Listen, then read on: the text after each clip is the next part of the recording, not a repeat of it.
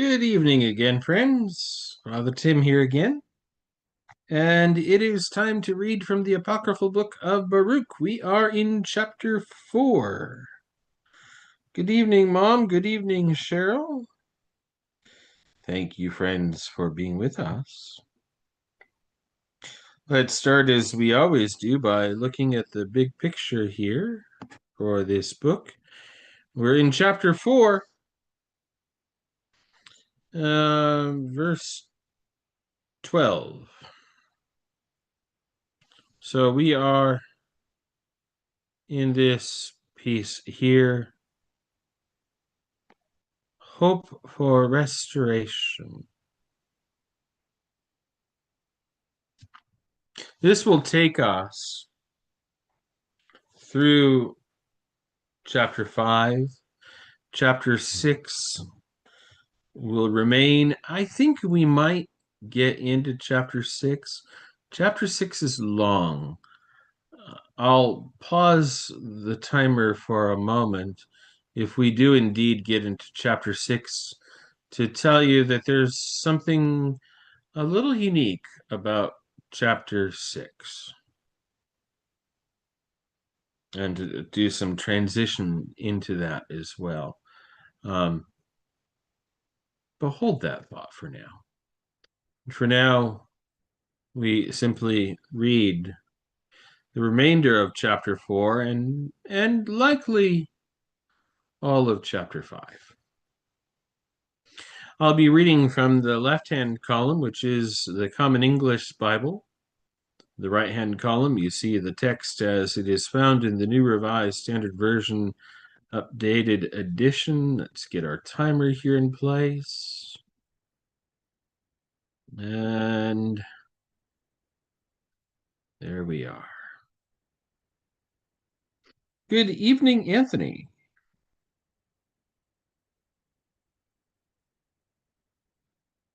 Chapter 4, verse 12. Let's scroll down to to verse 12.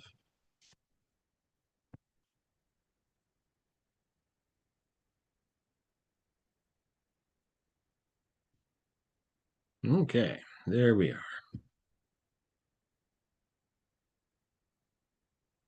And good evening again, John.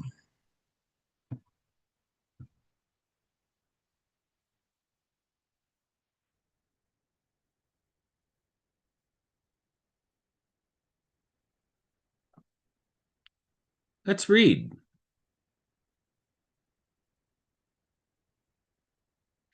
And remember, our focus here is on the hope for restoration.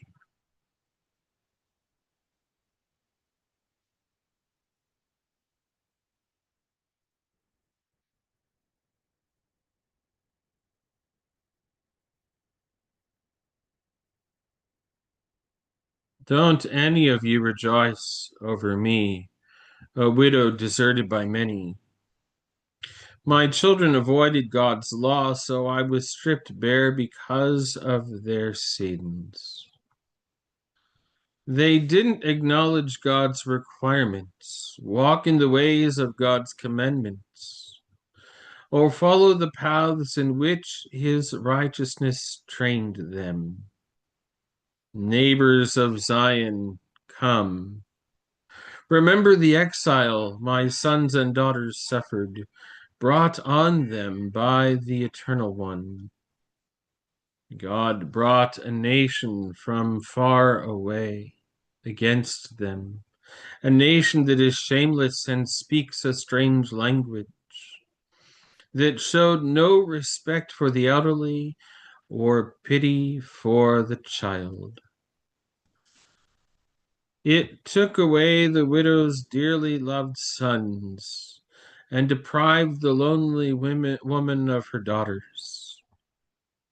But how am I able to help you? The, the one who brought the horrible things on you will rescue you from your enemy's grasp. Go, children, go, for I have been left desolate. I've stripped off the robe of peace and put on the rough cloth of mourners. I'll spend my days crying out to the Eternal One. Children, be confident, cry out to God. God will rescue you from your enemies, authority, and grip. I have placed hope in the Eternal One for your salvation. The Holy One has sent me joy because your eternal Savior will soon have mercy on you. I sent you away with mourning and wailing, but God will restore you to me with gladness and joy forever.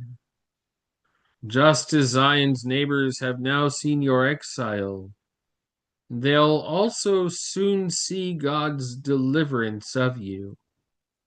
It will come to you with all the glory and splendor of the Eternal One. Children, bear up patiently under God's anger, which has come on you. Your enemy has hunted you down, but you'll soon see their destruction. Then you'll step on their throats. My delicate children have traveled rough roads. They have taken as a they were taken as a flock snatched away by enemies. Children, be confident. Cry out to God. For the one who brought this on you will remember you. Just as you plotted to stray away from God, return with 10 times as much effort to seek him out. The one who brought these horrible things on you will bring you eternal joy along with your deliverance. Jerusalem, be confident. The one who named you will comfort you. Misery will fall upon those who mistreated you and celebrated your fall. Misery will fall upon the cities that enslaved your young. Misery will fall upon the cities that received your children. Just as the enemy celebrated your fall and rejoiced at your misfortune, she herself will feel the pain of being left desolate.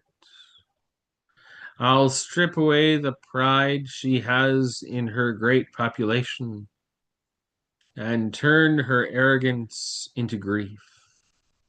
The Eternal One will send fire on her for many days, and demons will inhabit her for a long time. Jerusalem, look to the east and see the joy that is coming to you from God.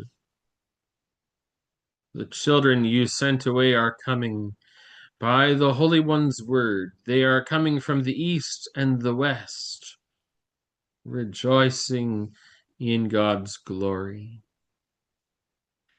Take off your mourning clothes and oppression, Jerusalem.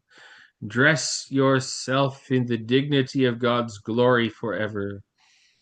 Wrap the justice that comes from God around yourself like a robe. Place the Eternal One's glory on your head like a crown. God will show your brilliance everywhere under heaven. God will give you this name by which to be called forever, the peace that comes from justice, the honor that comes from reverence for God. It's interesting that that's longer in the Common English Bible than in the New Revised Standard Version Updated Edition, isn't it? I love that, actually. The peace that comes from justice, the honor that comes from reverence for God. That's beautiful.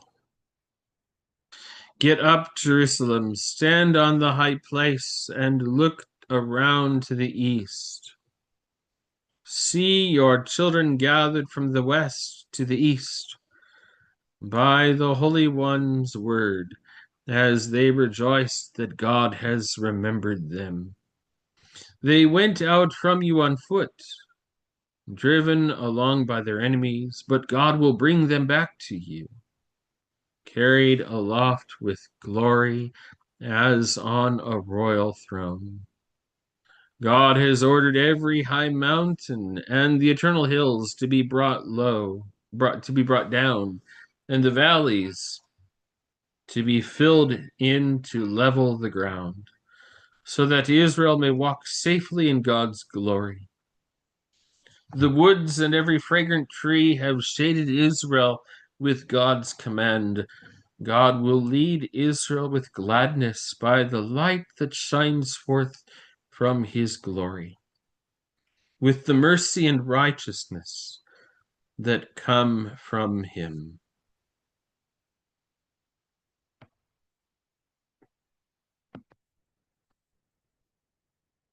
Well, friends, I said I thought we were going to get through chapter 5. I thought we were going to maybe have a little bit more time to talk about chapter 6 and to read some of it. I'm just going to take a few moments in passing to talk about the 6th chapter.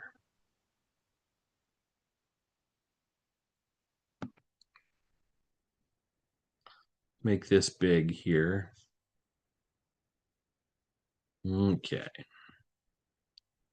The 6th chapter of Baruch is known as the letter of Jeremiah.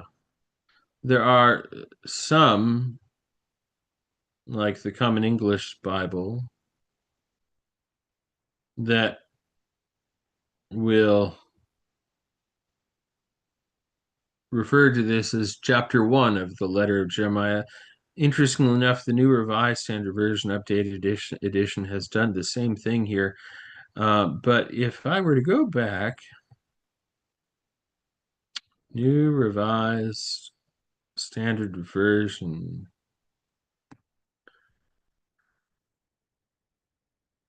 Okay, let's go here.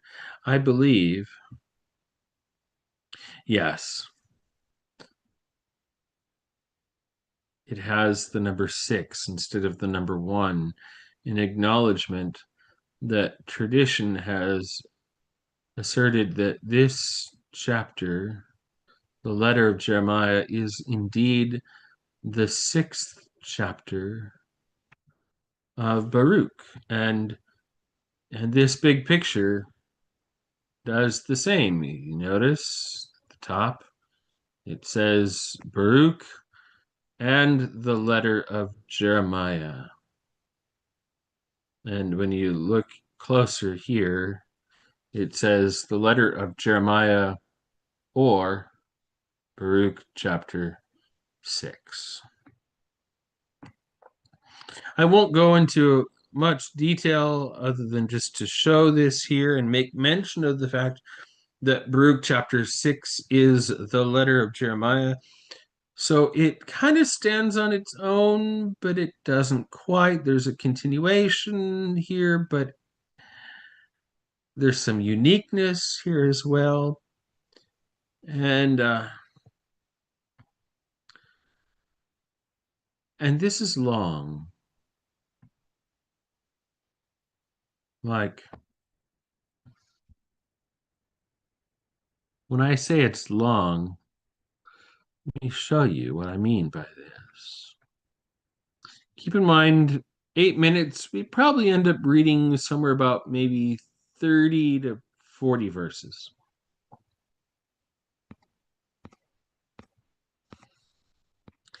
Letter of Jeremiah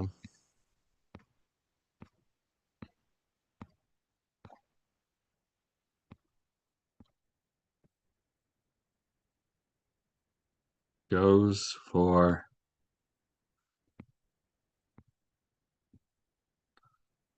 72 verses. So it's probably a safe bet to say we'll do 2 more segments on Baruch, on the letter of Jeremiah, to read 72 verses. It would be 36 verses in each. 72 verses at one clip. We could do it, but it's probably best to do like 36 and 36, probably. So I think that's what we're going to plan on. Yeah. So, friends, that completes our time together tonight. We'll read something in the morning, perhaps the first portion of Baruch. We'll see. The first portion of Baruch, chapter 6, the letter of Jeremiah, that is. Have a blessed evening, dear friends. Peace be with you.